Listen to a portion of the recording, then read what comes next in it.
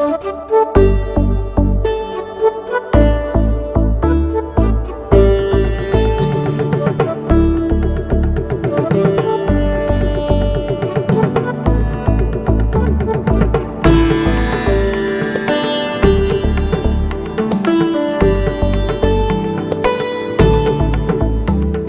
News टंकामध्ये मी महेश विचारे आपल्या सगळ्यांचं मनपूर्वक स्वागत करतो. मित्रांनो, सध्या सगळीकडेच गणेशोत्सवाचं वातावरण आहे. भारतामध्ये, महाराष्ट्रामध्ये घराघरात आपण पाहतोय की गणपतीची प्रतिष्ठापना झालेली आहे. अत्यंत आनंदाचं वातावरण आहे. अर्थात करोना सुद्धा आहे, पण त्या करोनाच्या सावटामध्ये सुद्धा लोक थोडासा आनंद साजरा करण्याचा प्रयत्न करतायत, सगळे निर्बंध नियम पाळून. आज आपण आपल्या गाठीभेटी या कार्यक्रमाच्या निमित्ताने देश विदेशातल्या गणपतींची किंवा तिकडच्या गणेशोत्सवाची थोडीशी माहिती घेण्याचा प्रयत्न करतोय. तर त्या निमित्ताने आज आपण कॅनडामधल्या कॅल्गरी येथील गणेशोत्सव आणि त्या संदर्भातले त्यांची कशा पद्धतीने ते परंपरा जपतायत, संस्कृती जपतायत याविषयी जाणून घेण्याचा प्रयत्न करणार आहोत. आणि म्हणून आजच्या आपल्या या कार्यक्रमामध्ये आपण आमंत्रित केलंय ते कॅल्गरी मराठी असोसिएशनचे अध्यक्ष रोहन संखे यांना. रोहनजी हे अध्यक्ष म्हणून काम करतायत. कॅल्गरी मराठी असोसिएशन मध्ये जवळपास 950 सदस्य आहेत या मंडळाचे, आणि या मंडळाच्या माध्यमातून भारतीय संस्कृती किंवा महाराष्ट्रातली जी संस्कृती आहे, सण आहेत, उत्सव आहेत, हे तिकडे अगदी हिरिरीने त्यात सगळे सहभागी होतात, ते साजरे केले जातात आणि त्यातून ती परंपरा टिकवण्याचा, पुढच्या पिढीपर्यंत तो वारसा पोहोचवण्याचं काम जे आहे त्या या मंडळाच्या माध्यमातून, संस्थेच्या माध्यमातून होत असतं. तेव्हा हा इकडचा कॅल्गरी मधला गणेशोत्सव कशा पद्धतीने साजरा केला जातो हे आपण जाणून घेऊया रोहनजी यांच्याकडून. तर सुरुवात करतो रोहनजी. पहिली गोष्ट म्हणजे सगळ्यांनाच गणेशोत्सवाच्या खूप खूप शुभेच्छा.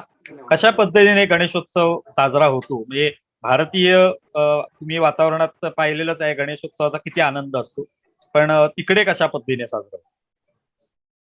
तर आमच्याकडे आता ही आमची जी संस्था आहे ही साधारण 37-38 वर्षांपूर्वीची संस्था आहे. आणि जसं तुम्ही सांगितलंच की त्याचा मूळ हेतू हा असतो की आपण आपली संस्कृती जपावी आणि पुढच्या पिढीला त्याची माहिती असावी. तर हा त्याच्या मागचा उद्देश आहे. आणि आमच्यासाठी म्हणजे हे जे आपले सगळे मराठी बांधव आहेत, भगिनी आहेत, त्यांच्यासाठी एक तो खूप मोठं निमित्त असतं एकत्र येण्याचं. तर दरवर्षी आम्ही काय करतो की एक हॉल घेतो भाड्याने, आणि त्याच्यामध्ये एक साधारण 450-500 अशी मंडळी जमतात. म्हणजे एक 100-150 कुटुंब पकडा. आणि हे सगळे एकत्र येऊन मग आपले जे पारंपरिक कार्यक्रम आहेत ते सगळे आम्ही सादर करतो स्टेजवरती. आपल्या मुलांना त्याच्यामुळे संधी मिळते, भारतातली काही गाणी, आपली मराठी किंवा कुठल्या प्रकारचं नृत्य असं काहीतरी करायची संधी मिळते. आणि त्याचबरोबर आपण गणपतीच्या मूर्तीची तिकडे प्रतिष्ठापना करतो आणि मग त्याची आरती वगैरे होते. तर हा एक साधारण अर्ध्या दिवसाचा कार्यक्रम आपण हॉल बुक वगैरे करून व्यवस्थित पार पडतो. त्याच्यामध्ये मग मिरवणूक निघते, लेझिम असतो, भोंडला म्हणा, जे काही आपले पारंपरिक मराठी आहेत, काय काय आपण जे कार्यक्रम करू शकतो ते सगळं घडतं. आणि त्याच्यामध्ये जो उत्साह असतो ना, हा खरंच बघण्यासारखा असतो. म्हणजे जे कोणी कॅनडामध्ये येतात आणि कॅल्गरीमध्ये येतात ते पहिले आल्यावरती त्यांना हा जेव्हा सण बघायला मिळतो की गणपती कशा प्रकारे साजरा केला जातोय, तर त्यांना मग वाटतं की अच्छा, आपल्याच देशासारखं इकडे काहीतरी घडतंय. आणि मग त्याच्याने मग त्यांची जी ते आमच्या कुटुंबामध्ये सहभागी होतात आणि मग बाप्पाच्या आशीर्वादाने त्यांचा इकडनं प्रवास सुरू होतो. तर हे आम्ही सातत्याने जवळजवळ एवढे वर्ष करत आलेलो आहोत. आणि त्याच्याने मुलांना पण ओळख होते. मग आम्ही बऱ्याचशा स्पर्धा घेतो की बाबा गणपती बाप्पाचं चित्र काढा, त्याचं रंगवा त्याला. आणि मग या मागच्या 2 वर्षांपासून काही जणांनी इकडे शाळूच्या मूर्त्या बनवायचं पण क्लासेस सुरू केलेले आहेत. तर असं कुठल्या ना कुठल्या प्रकारे आपण ओळख करून देतो आणि अशाच प्रकारे हा सण इकडे मोठ्या दिमाखात आणि खूप उत्साहाने साजरा होत आलेला आहे कॅल्गरीमध्ये. आता तुम्ही जो एक उल्लेख केलात तो म्हणजे शाडूच्या मातीच्या मूर्ती ज्या आहेत त्या तुमच्या इथे बनवल्या जातात. तर आता गणेशोत्सव समुद्रापार गेलेला आहे, तर तिकडे तुम्हाला बऱ्याच ठिकाणी असं होतं की भारतातून मूर्त्या ज्या आहेत त्या मागवल्या जातात, तिथे मग त्यांची प्रतिष्ठापना होते. पण कॅल्गरीमध्ये असं काय आहे का की जिथे तयार केल्या जातात, कारखाना आहे का, आणि तिथे उपलब्ध होतो का, गणपतीच्या मूर्ती उपलब्ध होतात? म्हणजे इकडे जसं आपल्याला वाटतं की अरे इथे मिळत असेल का एखादी गोष्ट, तर तसं नाहीये. सगळीकडे सगळे आपले व्यापारी पोचलेले आहेत आणि त्यांनी सगळ्या प्रकारच्या गोष्टी भारतातनं मागवलेल्या आहेत. आता साधारण 2-3 वर्षापूर्वीपर्यंत आपल्याकडे प्लास्टर ऑफ पॅरिसच्या मूर्त्या वगैरे यायच्या अगदी दरवर्षी, आणि त्या छोट्या सुबक मूर्त्या असतात, आपल्यासारखा काही मोठा भव्य दिव्याचा काही प्रकार नाहीये. म्हणजे जसं आम्ही सीएमएची आमची एक स्वतःची मूर्ती आहे, जिची आम्ही दरवर्षी प्राणप्रतिष्ठापना करून मग तिचं विसर्जन वगैरे थोडंसं संकेतिक असं, म्हणजे एक आपण म्हणू की असं विसर्जन झालं, परंतु लोकांच्या घरी सुद्धा गणपती बसतो. एक आणि त्याच्याकरता मग जी मूर्ती, त्याच्यासाठी जे काही लागणारं साहित्य आहे ते सगळं इथे मिळतं. या 2-3 वर्षांपासून आम्ही असं बघतोय की शाळूच्या मूर्त्या, कारण की इकडे विसर्जनाची सोय नसते. तुम्ही विसर्जन जाऊन कुठे करणार? तर मग लोकांना नेहमी तो प्रश्न असायचा. तर मग लोक काय करायचे की तीच मूर्ती दरवर्षी वापरायची. परंतु या वर्षीपासून 2 वर्षांपासून साधारण काय झालंय की एकतर भारतातनं शाळूच्या मूर्त्या यायला लागल्या, ज्या टबमध्ये आम्ही बॅकयार्डमध्ये घेऊन जातो आणि तिचं विसर्जन करतो. मग 2-3 दिवसामध्ये ती विरघळून जाते. तर तो एक भाग झाला. दुसरं काय झालं की इकडे खूप असे भारतीय आहेत ज्यांनी स्वतःचा एक धंदा सुरू केलेला आहे की आपण इकडेच मूर्ती बनवली तर खूप सुंदर सुबक अशा मूर्त्या, आणि तीच मंडळी क्लासेस सुद्धा घेतात की जर तुमच्या मुलाला आमच्याकडे येऊन गणपतीची मूर्ती कशी बनवावी हे शिकायचं असेल तर आम्ही ते पण शिकवू शकतो. तर एक 2-3 वर्षांपासून हा ट्रेंड चालू आहे की इकडच्या इकडे मूर्ती बनवली जाते. तुम्हाला दुकानामध्ये तर मिळेलच भारतात आलेली, परंतु इथल्या इथे सुद्धा बरेचसे कुटुंब असे आहेत जे स्वतः मूर्ती बनवतात, कारण की काही आर्टिस्ट आहेत. आणि ह्या वर्षीचं मी तुम्हाला गंमत सांगतो की ह्या वर्षी जी माती भारतातनं यायची, मूर्त्या आल्या, पण हे जे स्वतंत्ररित्या जे माती मागवायचे ते माती मागू शकले नाही. तर लोकांनी इथे काय केलं की अमेझॉनवरनं वेगळ्या कामासाठी वापरली जाणारी, म्हणजे कमर्शियल बेस, की बाबा कोणाला आर्टिस्ट म्हणून काम करायचंय, तिकडनं अमेझॉनवरनं त्यांनी माती मागून घेतली, या कुटुंबांकडे पोहोचवली आणि त्या कुटुंबांनी मग त्यांना मूर्त्या बनवून दिल्या. म्हणजे एवढं ते एकत्रितपणे काम करून शेवटी सण साजरा केला जातो. म्हणजे या माध्यमातून एकतर ज्यांना शिकायचंय अशा मूर्ती बनवणं, ती त्या माध्यमातून सुद्धा ती संस्कृती आणि परंपरा जी आहे ती जपली जाते असं आपण म्हणू शकतो.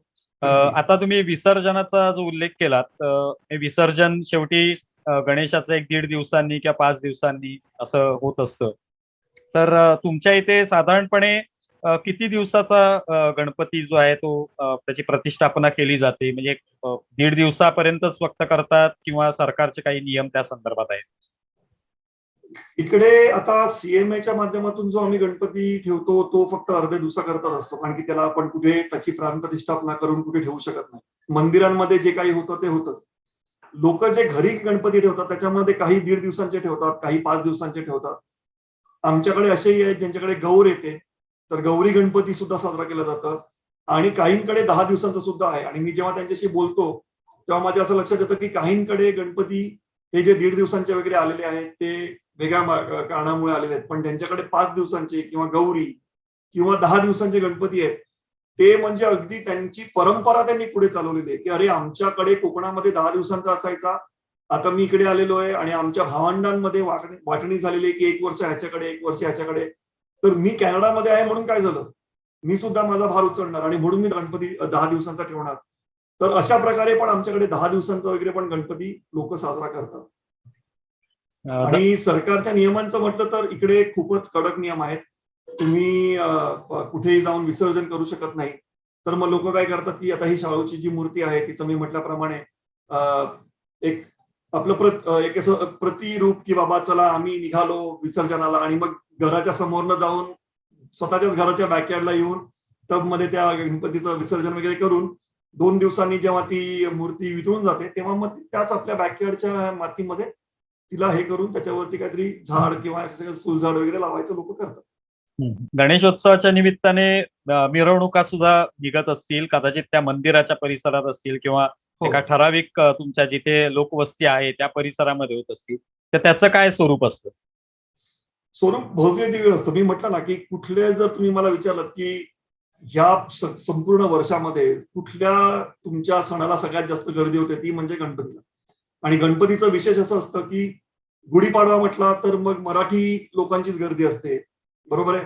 किंवा जर तुम्ही दिवाळी म्हणालात तर ठीक आहे, अजून 2 समाजातली लोक पण तिकडे येतील, गरब्याला येतील. परंतु गणपती म्हटलं की भारत आणि भारताबाहेरचे सुद्धा, म्हणजे नेपाळ, श्रीलंका अशा काही देशांचे सुद्धा ज्यांना माहितीये की अरे मराठी असोसिएशन मध्ये साजरा केला जातो हा गणपती, तर ते सुद्धा दर्शनाला येतात. आणि तेव्हा मग असं होतं की गर्दी अलोट असते. खूप मोठी गर्दी असते. आणि मग अशा वेळेस आमची मिरवणूक असते की ज्याच्यामध्ये आपली लेझिम असते. लेझिमच्या पाठोपाठ मग दुसरा काहीतरी कार्यक्रम असतो. हे सगळे लहान मुलं मोठे सगळे अगदी एक एक दीड महिना त्याच्या सराव करून रंगीत तालीम करून त्या मिरवणुकीमध्ये येतात. आणि मिरवणुकीला आपल्याकडे परवानगी वगैरे घ्यावीच लागते. ती आम्ही परवानगी घेतो. आणि शक्यतो जिकडे आमचा हॉल असतो, ज्या त्या कार्यक्रमासाठी जो आम्ही केलेला असतो, तर त्या हॉलच्या बाहेरनच आम्ही ती मिरवणूक सुरू करतो. आणि इकडच्या लोकांना म्हणजे कॅनडियन लोकांना ते बघायला खूप आवडतं. एकतर त्यांना वेगवेगळ्या प्रकारची आपली पारंपरिक वेशभूषा बघायला मिळते. आपले वेगळे वेगळे नृत्य बघायला मिळतात. आणि त्यांना लेझिम काय आहे, अच्छा तुमच्याकडे डमरू असं आहे का, हे म्हणजे त्यांना खूप कौतुक असतं. तर परवानगी आम्हाला सहज मिळून जाते, कारण की आपला काही समाज असा काही त्याच्यामध्ये वाईट साईड करत नाही. सगळे आपले शिस्तीने मिरवणुकीमध्ये येतात आणि हॉलमध्ये येऊन मग आपण बाप्पाला विराजमान करतो. तर असं आपलं कार्यक्रम पोलिसांची परवानगी अधिक सगळ्यांना सामावून घेऊन पूर्ण भारतातल्या सगळ्यांना कार्यक्रम पार पडतो. बरोबरच. छान वाटतं की आपल्या इकडे जे भारतामध्ये जे ढोल ताशा किंवा मिरवणुका होतात ते परदेशात सुद्धा लोकांना ते आवडते, हे निश्चितपणे स्वागतार्हच आहे. या निमित्ताने असं विचारावंच वाटतं की हे ढोल ताशे किंवा ही जी लेझिम पथकं आहेत, यांचं एक कसं व्यवस्थापन केलं जातं, म्हणजे त्यासाठी खास मुलांना शिकवणारी काही अशी मंडळ आहेत का, किंवा संस्था आहे का, किंवा तुमच्या माध्यमातून त्यांना प्रशिक्षण दिलं जातं? हो, तर याच्यामध्ये थोडीशी एक मेहनत लागते. एक तर कसं आहे, की तुम्ही योग्य प्रश्न विचारला, की हे ढोल ताशे वगैरे आम्ही कुठून आणतो? तर कसं होऊन जातं, की अ, आपल्याला एकतर आपली एकता जी आहे ना, तीच याच्यात महत्वाची असते, की आपण हे सगळं भारतातनं आणायला गेलो, तर त्याला खूप प्रचंड मोठा खर्च येतो. म्हणजे ते ढोल ताशे एक वेळेस परवडतील, पण तो आणायचा खर्च महाग पडतो. मग आम्ही काय करतो, की बाबा 2-3 मंडळ मिळून एकत्र तो आणला जातो, की बाबा ढोल ताशे. मग ते 1 वर्ष एडमंटनला आहेत किंवा म्हणजे जे बाजूचं शहर आहे आमच्या मुंबई पुण्यासारखं किंवा टोरंटोमध्ये आहे. मग जेव्हा आम्हाला गरज पडते तेव्हा आम्ही म्हणतो, की बाबा आम्हाला यावर्षी हवंय, तर मग ते आम्ही मागवून घेतो. इकडे कसं होऊन जातं, की खास करून आपले जे मराठी वाद्य आहेत, ते काही मोजक्याच लोकांकडे असतात. मग ते जमा करावे लागतात. लेझिम आमचे स्वतःचे आहेत, तर मग आम्ही लेझिम पुरवतो पथकाला. परंतु हे जे ढोल ताशे आहेत आणि जर आपण दुसऱ्या समाजाकडे मागायला गेलो तर त्यांच्यामध्ये थोडासा फरक असतो. जसं आता गुजराती आणि पंजाबी हे मोठी मंडळ आहेत. त्यांच्याकडे स्वतःचे वाद्य आहेत, पण ते अगदी आपल्या वाद्यांसारखे नाही. तर मग कधी-कधी ते चालतात, कधी-कधी नाही चालत. परंतु ह्या सगळ्या गोष्टींची जुळवाजुळव करावी लागते. आणि मी पुन्हा सांगतो, की इकडे लोकं जरी आय-टीमध्ये असले किंवा कशामध्ये तरी असले, तरी त्यांच्यामध्ये त्यांचा एक वेगळा ते रूप असतं ना, सांस्कृतिक रूप ज्याला आपण म्हणतो, की बाबा रोहन संखे आय-टीमध्ये आहे, पण ह्याला नाटकांची आवड आहे, मग नाटक हे बसवतो. कोणाला नृत्याची आवड असते, कोणाला कशाची आवड असते. तर इथे सगळ्या लोकांनी आपले हे जे काही आवडीचे प्रकार आहेत ना, ह्याची एवढी चांगली सोय करून ठेवलेली आहे, की त्यामुळे मुलांना प्रशिक्षण पण मिळून जातं आणि या सगळ्या गोष्टीची सोय होते आणि मग सगळं ते व्यवस्थित घडून येतं गणपतीच्या दिवशी. खरोखरच, म्हणजे तुमची संस्था खूप छान कार्य करते.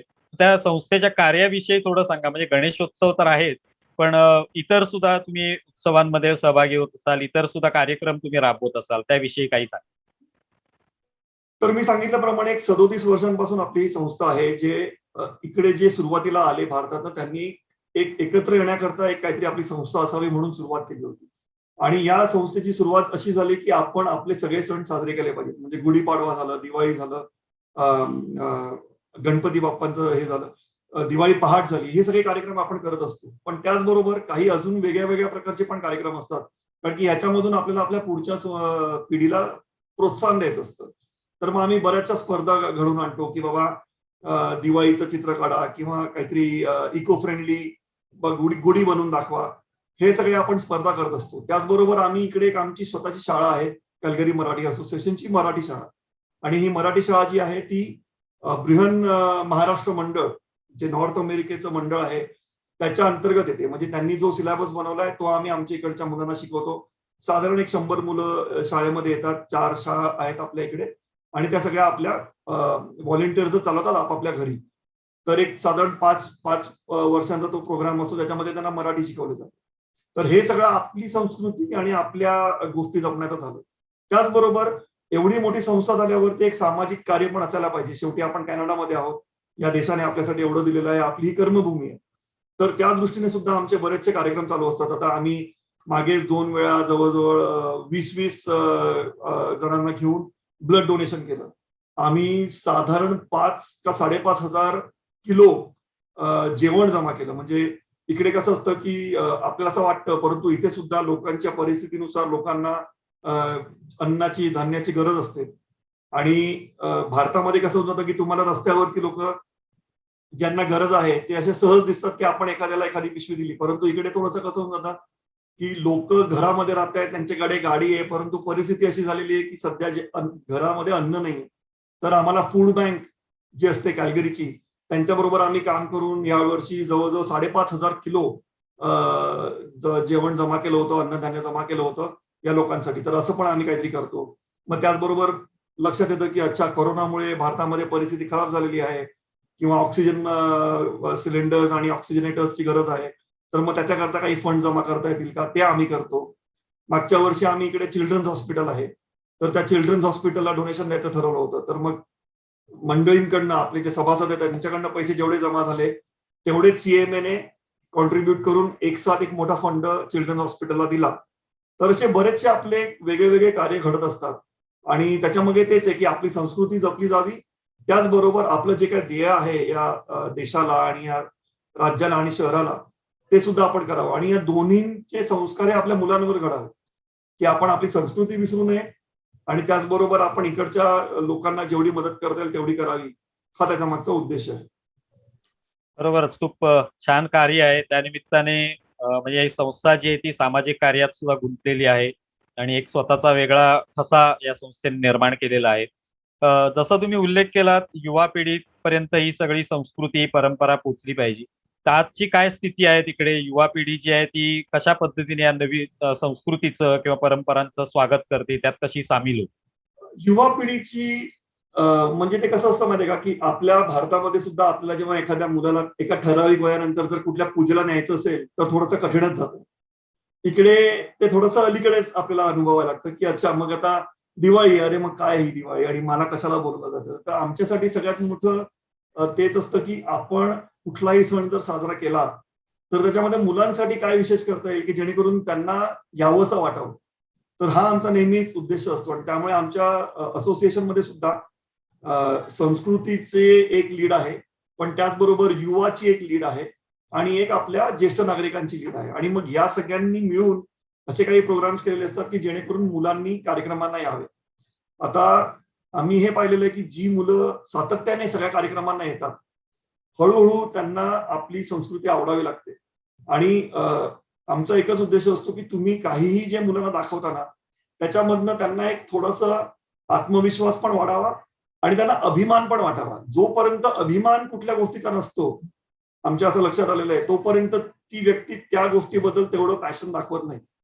तर तो आम्ही सगळ्यात पहिले तो ह्या काढून टाकला, की मुलांमधला काढून टाकलं, की आपलं हे का महत्वाचं आहे आणि त्याच्याबद्दल आत्मविश्वास असावा आणि अभिमान असावा, हे आम्ही आणलं. त्यांना जो न्यूनगंड होता, की अरे काय आपण हे करतो आणि या देशामध्ये असं चालतं आणि हे किती वेडेपण आहे आणि आपण एवढे कपडे का घालतो. तर आम्ही ते न करता आम्ही त्याच्याबद्दलचा उत्साह वाढवला, त्याच्याबद्दलचा अभिमान वाढवला आणि त्याच्यामुळे मग आता आम्हाला असं वाटतं, की आमच्या युवा पिढीकडे ते शक्य आहे, की ते कार्यक्रम पुढे घेऊन जातील. म्हणजे आता असं आहे, की काही जे आमचे युवा आहेत, ते अगदी धडाडीचे आणि नेतृत्व करणार आहेत, की त्यांना माहिती आहे, की हे योग साधना जी आहे, ही अमेरिकेतनं किंवा चायनामधनं आलेली नाही, हे भारतातनं आलेली. तर ते त्याच्याबद्दल बोलू शकतात किंवा हे जे सण आहेत किंवा हे जे रंग आहेत किंवा हे जे मसाले आहेत, कारण की इकडे कसं होऊन जातं, की एवढी गर्दी आहे ना, की ह्याच्यामध्ये कुठेतरी मिश्रित होऊन जातं, की नक्की हे आलंय कुठून. इथे जर इंटरनॅशनल योग डे आला नसता ना, तर लोकांना कळलंच नसतं, की हे भारतातनं आलेलं आहे. तर आज आमची पिढी, जी युवा पिढी आहे, ती एवढी सशक्त झालेली आहे आणि त्यांना एवढी माहिती आम्ही पुरवलेली आहे, की शाळेमध्ये जर कोणी उठलं आणि म्हणालं, की "हां, आपल्याला इंटरनॅशनल योग डे साजरा करायचा आहे." तर मग ते उठून सांगू शकतात, की "हे आमच्या भारतातनं आलेलं आहे आणि मी तुम्हाला 2 गोष्टी शिकवू शकतो." तर त्यामुळे मला असं वाटतं, आम्हाला अजूनही वाटतं, की भविष्य उज्ज्वल आहे आणि आपली संस्कृती नक्की जपली जाईल. मला वाटतं 37 वर्षांपूर्वी ज्यांनी सुरू केलं त्यांना पण तेच वाटलं असेल आणि आम्हाला आजही तसंच वाटतं. बरोबरच, आणि तुमचं हे काम निश्चितपणे स्पृहणीय आहे. त्याचं कौतुक करावं तेवढं कमी आहे, की पुढच्या पिढीपर्यंत ही संस्कृती तुम्ही पोहोचवण्याचं काम करताय. आता थोडंसं पुन्हा एकदा गणेशोत्सवाबद्दल विचारतो. ते म्हणजे गणेशोत्सवाच्या दिवसामध्ये विविध पदार्थ जे आहेत ते घरामध्ये आपण बनवतो, जसं विशेषतः मोदक जर असेल, तर हे सगळं तुमच्या इथे कसं उपलब्ध होतं, की घराघरामध्ये बनवलं जातं? आणि त्याविषयी काय सांगा? दोन गोष्टी आहेत त्याच्यामध्ये. एक तर खूप चांगला प्रश्न विचारलात तुम्ही. जेव्हा इकडे येतो तेव्हा हाच प्रश्न असतो की अरे पुरणपोळी मिळेल का आणि मोदक मिळेल का, कारण की तुमच्या घरी बनवता येतं की नाही येतं. परंतु मी म्हटल्याप्रमाणे की काही जे कलाकार आहेत ना ते तयारच असतात की आम्ही कोणालाही मदत करायला तयार आहोत. तर सर्वप्रथम तुम्हाला त्या गोष्टीला बनवण्याकरता जी काही सामग्री लागते ती सगळी इथे मिळते. म्हणजे उकडीच्या मोदकांसाठी जे काही लागतं ते तुम्हाला इकडे दुकानात सहज मिळतं. त्याचबरोबर इकडे हे जे कसं आहे ना की आपण इथे मायनॉरिटी पडतो, आपला एक छोटा समाज आहे. त्यामुळे सगळे एकमेकांना ओळखतात, सगळ्यांना एकमेकांच्या आवडीनिवडी माहिती असतात, एकमेकांचे कुठले गुण आहेत हे सुद्धा माहिती असतात. तर इकडे असेही लोक आहेत की जे फेसबुकवरती किंवा युट्यूबवरती लाईव्ह येऊन तुम्हाला दाखवतील की उकडीचे मोदक कसे बनवावे. आणि मग एकमेकींचं त्यांचं चालतं की अच्छा मग मी हे केलं, मग मी ते केलं. तर त्यामुळे इकडे घराघरामध्ये मी बघितलेलं, आता मी जवळजवळ आज 4 ठिकाणी गणपतीला जाऊन आलो आणि मी वेगवेगळ्या प्रकारचे उकडीचे मोदक खाल्ले आणि जे त्यांनी स्वतः बनवले होते. तर म्हणजे एवढं सहकार्य इकडे सगळ्यांचं की ते एकमेकांना शिकवतात आणि एवढ्या वर्षांमध्ये मग त्या सगळ्या शिकलेल्या आहेत. की काय कसं बनवायचं आणि इकडचे पुरुष सुद्धा आहेत, ते पण त्याच्यामध्ये खूप एक्सपर्ट आहेत. ते सगळेजण मदत करतात आणि मग त्यांची ती शेअरिंग जी असते त्याच्यामुळे तुम्हाला इकडचे सगळे पदार्थ म्हणजे तुम्ही म्हणाल पुरणपोळी म्हणा, उकडीचे मोदक म्हणा, मसाला भात म्हणा, तुम्हाला सगळे पदार्थ इकडे नक्की मिळतील सगळ्यांच्या घरी खायला.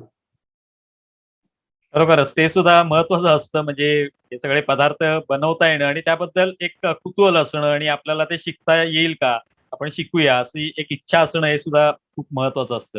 हो. दुसरं म्हणजे आता इतर भाषिक जे आहेत ते सुद्धा मोठ्या प्रमाणावर परदेशामध्ये असतात. मराठी लोक जसे आहेत तसे इतर भाषिक सुद्धा आहेत. त्यांच्यामध्ये गणेशोत्सवाचं कशा पद्धतीने प्रसार झालेला आहे, ते पण काही गणपती प्रतिष्ठापना करतात का घरामध्ये? हो, अगदी. तर इकडे आम्ही बघितलेलं आहे, की वेगवेगळ्या समाजांमध्ये सुद्धा गणपतीची स्थापना होते आणि हे आपल्याला साधारण कसं कळलं, की गणपतीच्या वेळेस सगळ्यात जास्त मागणी असते ती म्हणजे गुरुजींना. बरोबर आहे, की जे येऊन तुमच्याकडे प्राणप्रतिष्ठापना चालू करतील आणि मग तेव्हा कळतं, की अच्छा इकडे पण जायचंय, त्यांना तिकडे पण जायचंय. यावर्षी बहुतेकांनी ऑनलाईनच गुरुजींची मदत घेऊन, कारण की बाकीचे जे समाज आहेत, गणपती बाप्पा मोरया म्हणजे गणपतीची जी अ, अ, अ, गणपतीचा जो सण आहे ना, हा एकमेव असा सण आहे की सगळेच हिंदू साजरे करतात. आणि मी तुम्हाला सांगतो की इकडे छोटं-छोटंसं निमित्त जरी कोणाला मिळालं ना, एकमेकांना घरी बोलवायचं, तर सगळे लोकं त्याच्यावर तुटून पडतात आणि त्यामुळे बहुतेकांच्या घरी गणपती हा असतोच इकडे आणि बाकीच्या समाजांमध्ये सुद्धा असतो. आता तुम्ही जर वेगवेगळ्या मंदिरांमध्ये गेलात, तर तुम्हाला वेगवेगळ्या पद्धतीची गणपतीची मूर्ती दिसेल. म्हणजे तुम्ही जर इकडे जे हिंदू मंडळ आहे, त्यांचं जे आहे ते थोडं उत्तरेतलं आहे. आपल्याकडे असतं ते थोडंसं कळतं, की बाबा हे मराठी माणसाच्या घरचं गणपती आहे आणि जर तुम्ही दक्षिणेतल्या कोणाकडे गेलात, की त्यांच्याकडे वेगळ्या पद्धतीने होतं. परंतु गणपती हा सगळ्याच समाजांमध्ये आपल्याकडे साजरा केला जातो. थोडंसं करोनाविषयी सांगा, म्हणजे आता हे गेल्या 1.5 वर्षामध्ये करोनाचा मोठा प्रादुर्भाव झाला. त्याच्यामुळे मग गणेशोत्सवावर काय मर्यादा आल्या किंवा काय परिणाम झाला? बऱ्यापैकी परिणाम झाला. म्हणजे गणेशोत्सवात बद्दल म्हणायचं तर मागच्या वर्षी आम्ही हॉल वगैरे बुक करून कोणाला सगळ्यांना बोलवूच शकलो नाही गणपतीला आणि सगळ्यांनाच हुरहूर राहिली होती त्याच्याबद्दल आणि मागच्या वर्षी काय झालं होतं, की आमच्यासाठी सुद्धा अ, आम्ही थोडं शिकत होतो, की आता ठीक आहे, आपण सगळ्यांना बोलू शकत नाही. मला आठवतंय आमचा पहिला कार्यक्रम जो कॅन्सल झाला तो होता मार्च महिन्यामध्ये गुढीपाडवा, की जो जेव्हा जस्ट 2020 साली हे कोरोनाचं सगळं वाढायला लागलं होतं आणि सरकारने निर्बंध आणायला सुरुवात केली होती. तर आता सुद्धा आमच्याकडे ही सगळी निर्बंध आहेत. तुम्ही सगळ्यांना एकत्र आणू शकत नाही. आणू शकता तर एका मोजक्याच संख्येत येऊ शकता तुम्ही. तर मागच्या वर्षी परंतु गणपतीचा तर कार्यक्रम जरी झाला नाही, तरी आम्ही बरेचसे कार्यक्रम ऑनलाईन करायला सुरुवात केली. आणि यावर्षी पण आम्ही तेच पुढे नेलेलं आहे, की गुढीपाडव्याची जो कार्यक्रम होता, तो पण आम्ही ऑनलाईनच केला. तो आम्ही शक्यतो Facebook किंवा YouTubeवर लाईव्ह करतो. त्याच्यामध्ये मग सगळ्यांचे कार्यक्रम असतात. तर पाककृती, की बाबा उकडीचे मोदक कसे बनवायचे आणि हे कार्यक्रम जे असतात ते आम्ही साधारण 2-3 दिवस ठेवतो. म्हणजे त्याची योजना आम्ही अशी आखतो, की समजा गणपती या तारखेला आहे, तर 3 दिवस आधी उकडीचे मोदक कसे बनवायचे हा कार्यक्रम घडला पाहिजे. तर या प्रकारे सगळे कार्यक्रम मग मुलांचे जे चित्रकलेच्या स्पर्धा आहेत किंवा शाहूच्या मूर्ती बनवायचा जो कार्यक्रम आहे, तो 1 आठवडा आधी घ्यावा जेणेकरून गणपतीपर्यंत त्यांचं काहीतरी निकाल लागावा, की बाबा कोणी चांगलं बनवलं त्यांना आपल्याला कार्यक्रमात दाखवता यावं. आणि मग हे सगळं जे आहे ते आम्ही YouTube आणि Facebook लाईव्ह वरती एका ठराविक दिवशी सगळ्यांना दाखवतो. आता आम्ही ते गणपतीमध्ये निश्चितच करू शकत नाही, कारण की लोकांच्याच घरी गणपती आहेत. पुन्हा लोक एकमेकांच्या घरी जात आहेत, त्यामुळे घरी बसून कार्यक्रम कोण बघेल. म्हणून आम्ही हा कार्यक्रम आता 18 तारखेला शनिवारी संध्याकाळी ठेवलेला आहे. मग याच्यामध्ये आपली जी सीएमएची मूर्ती आहे तिची एक आरती, त्याचबरोबर लोकांनी स्वतः आपापल्या घरी जी काही गणपतीची आरास केलेली आहे, गणपतीची आरती केलेली आहे, त्याचा आम्हाला व्हिडिओ फुटेज पाठवलेला आहे. तर ते आम्ही टप्प्याटप्प्याने दाखवणार, जेणेकरून घरी बसल्या बसल्या लोकांना दर्शन व्हावे. चांगलं कार्य तुम्ही करताय तुमच्या संस्थेच्या माध्यमातून. एक शेवटचा प्रश्न म्हणजे सरकारकडून आता तुम्ही एका वेगळ्या देशात आहात, तिकडची परिस्थिती वेगळी आहे, तर सरकारकडून कशा पद्धतीचं सहकार्य तुम्हाला मिळत असतं? सरकारकडनं सहकार्य तुम्हाला तेवढंच मिळतं जेवढं तुम्ही इकडे मागता. इथून मी सुरुवात करतो. आणि सुदैवाने काय झालेलं आहे की मागच्या 2-3 वर्षांपासून भारतातल्या लोकांची एकता असावी ह्याच्याबद्दलचे जरा वारे जास्त वाहत आहेत. एवढ्या करता की भारत एक असा देश आहे जो विभिन्न संस्कृतींचा आहे, बरोबर आहे. की गुजराती वेगळे, मराठी वेगळे, राजस्थानी वेगळे. त्यामुळे इकडे सुद्धा तसंच झालेलं आहे की गुजराती मंडळ वेगळं आहे, राजस्थानी राणा मंडळ वेगळं आहे, पंजाबांचा मंडळ वेगळा आहे. परंतु एक 3 वर्षांपासून असं झालेलं आहे की ठीक आहे, विविधतातून एकता जी आपण लहानपणापासून शिकलेलो आहोत, तर त्याच्याबद्दल काहीतरी करावं. आणि म्हणून सगळे हे एकत्र येऊन 3 वर्षांपासून बऱ्यापैकी सरकारच्या मागे लागलेले आहेत की तुम्ही आमच्यासाठी काहीतरी करावं. आणि हे मी तुम्हाला एवढ्या करता सांगतोय कारण की मागच्या वर्षी आम्हाला त्याच्यामध्ये थोडं यश मिळालं. मागच्या वर्षी इकडच्या सरकारने ऑगस्ट महिना हा हिंदू हेरिटेज मंथ म्हणून जाहीर केला. तर हिंदू हेरिटेज मंथ ऑगस्टच का, तर त्यांनी त्याच्यामागे काही कारणं सांगितली होती की गणपती बाप्पा येणार असतात किंवा असतात कधी ऑगस्टमध्ये, त्याचबरोबर रक्षाबंधन असतं. तर असे काही हिंदूंचे महत्वाचे सण जे आहेत ते ऑगस्ट सप्टेंबरच्या मध्ये पडतात. आणि म्हणून त्यांनी मागच्या वर्षी ऑगस्ट हा हिंदू हेरिटेज मंथ हा साजरा करायचा ठरवला. त्याच्याने काय होतं की 2-3 गोष्टी घडतात. एक तर बाकीच्या लोकांना कळतं की बाबा अच्छा असा काहीतरी एक महिना साजरा केला जातोय, सरकार करते म्हणजे ह्याच्या मागे काय आहे. मग लोकांचा उत्साह वाढतो, कुतूहल वाढतं. आणि त्याचबरोबर त्यांना थोडंसं जाणून घ्यायचं असतं. मग शाळेमध्ये विषय निघतात, ऑफिसमध्ये विषय निघतात. लोकांना थोडंसं कळतं की बाबा हिंदू समाज काय आहे, कुठले सण साजरे केले जातात, त्याच्या मागचा उद्देश काय. हा एक भाग झाला. या वर्षी आपण आपलं अमृत महोत्सव साजरा केलेला आहे, इंडिपेंडन्स 75th इंडिपेंडन्स डे भारताचा. तर या वर्षी ते एक पाऊल पुढे गेले आणि त्यांनी यावर्षी डिक्लेअर केलं की ह्या वर्षीपासून कायम ऑगस्ट हा महिना हा हिंदू हेरिटेज मंथ हा साजरा केला जाईल. त्याचबरोबर त्यांनी भारताच्या जो आपला तिरंगा आहे त्या रंगाची रोषणाई सगळ्या महत्वाच्या सरकारी इमारतींवरती केलं. तर ह्याच्याने होतं काय की लोकांना जाणीव होते की बाबा अच्छा म्हणजे भारतीयांच्या योगदानाची दखल या देशाने, या सरकारने घेतलेली आहे आणि म्हणूनच ते हे सगळं करत आहेत. आणि मग हळूहळू काही काही गोष्टी बदलत राहतात की आपण अजून एक मागणी करू शकतो की आम्हाला विसर्जनाची सोय करून द्यावी किंवा आम्हाला ह्याची परवानगी द्यावी, त्याची परवानगी द्यावी. आणि इकडचं म्हणजे सरकार त्या मनाने म्हणाल तर ऐकायला नेहमी तयार असतात की आपण जर त्यांना जाऊन विचारलं. परंतु तेच मी म्हटल्याप्रमाणे पहिलं वाक्य हेच होतं की तुम्ही जर नाही मागितलं तर तुम्हाला मिळणार नाही. तर तशा प्रकारच्या आता आम्ही हालचाली सुरू केलेल्या आहेत की आमचे सण साजरे व्हावेत. आणि मग त्यावेळेस ते तुम्हाला संपूर्ण सहकार्य करतात, पोलीस प्रोटेक्शन देतात, तुम्हाला तुमची परेड काढण्याकरता एक मार्ग दिला जातो, तिकडनं तुम्ही मार्ग काढू शकता, त्या त्या मार्गावरनं तुम्ही गाडी चालवू शकता. हे सगळं त्यांच्याकडनं सहकार्य आपल्याला लाभतं. त्याचबरोबर आपल्या ज्या संस्था आहेत त्यांना सरकारकडनं ग्रँट सुद्धा मिळते की तुम्हाला तुमचं जे काही कार्य करायचं आहे त्याकरता तुम्ही हे आमच्याकडनं एवढे एवढे तुम्हाला फंड दरवर्षी मिळणार. त्याच्याकरता मग त्यांच्या अटी ह्याच असतात की तुम्ही जे काही करत आहात ते फक्त तुमच्या लोकांपुरता मर्यादित ठेवू नका. त्याच्यामध्ये तुम्ही कोणालाही यायची सोय ठेवा. ते सगळ्यात महत्वाचं आहे. तुम्ही कुठलंही कार्य जर करत असाल त्याच्यामध्ये सगळ्यांना नेहमी स्वागत झालं पाहिजे. त्याचबरोबर तुम्ही जे समाजकार्य करता, तर तुम्ही समजा ब्लड डोनेशन केलं किंवा फूड जमा केलं, तर त्याच्यामध्ये तुमचा हेतू असा नसावा की हे मराठी समाजालाच जायला पाहिजे, ते कोणालाही गेलं पाहिजे. तर या सगळ्या गोष्टींमधून मग सरकार तुम्हाला मदत करते.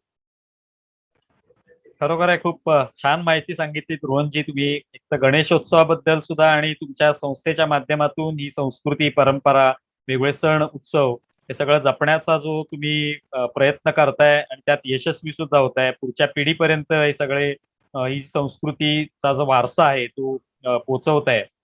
खरोखरच अत्यंत कौतुकास्पद असं कार्य तुमच्याकडून होतंय. तर असंच कार्य तुमचं सुरू राहू दे अशा आमच्या न्यूज डंकाच्या वतीने शुभेच्छा. आणि पुन्हा एकदा गणेशोत्सवाच्या शुभेच्छा देतो. खूप खूप धन्यवाद न्यूज डंकाचं की तुम्ही आम्हाला ही संधी दिली.